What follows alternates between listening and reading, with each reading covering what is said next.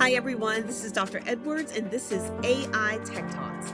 I'm excited because today we're talking about Grammarly. Yes, Grammarly. We've seen it in in our numerous ads on YouTube, and also if you're on Spotify, the ads are everywhere. But today we're going to dive into it, just a surface view of what Grammarly does and what it can do for you.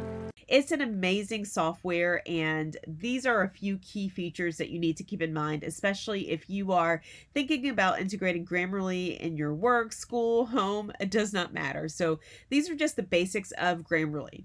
So the first thing is we are used to Word or Google Docs highlighting items that we need to pay attention to in red, but it goes beyond the color red. And so it also integrates colors of blue, green, purple. And so blue actually means that there is a clarity issue, something that needs to be further explained by the writer, or something that needs to be further clarified.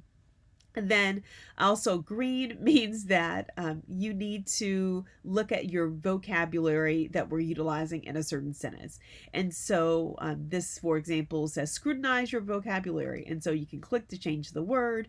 And then also with green, if you see anything in green, it says that we are potentially needing to suggest, or it basically has another word suggestion for us. So that is the other piece.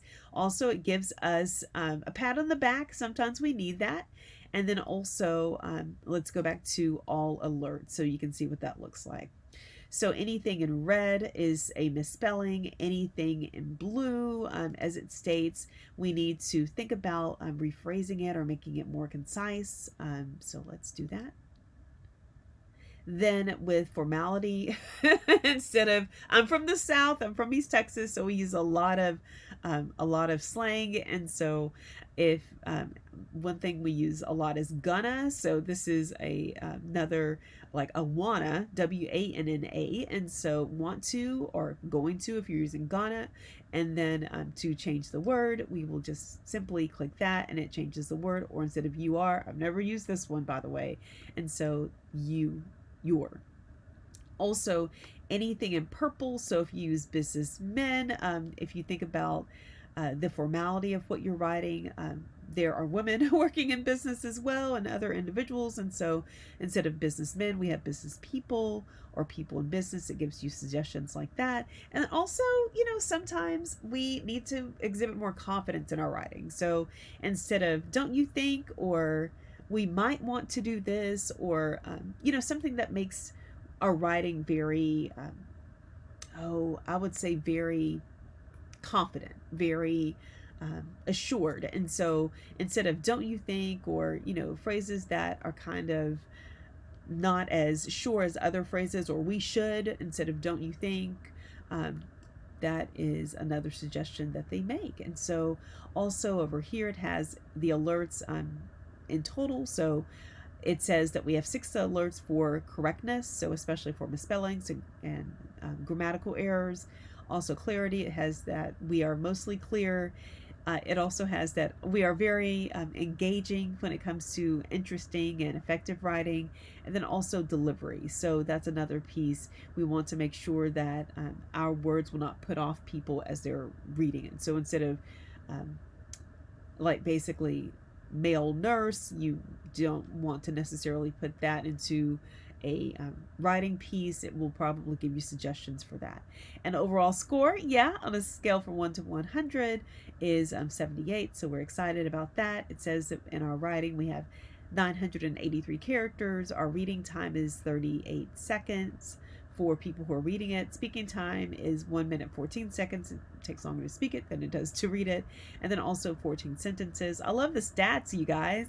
And then also word length is 5. On average, it's able to be understood by individuals who are at least in 8th grade or who are between the ages of 13 and 14. Sentence length is 11.5. They are scoring it. And then also readability score 63, which is good.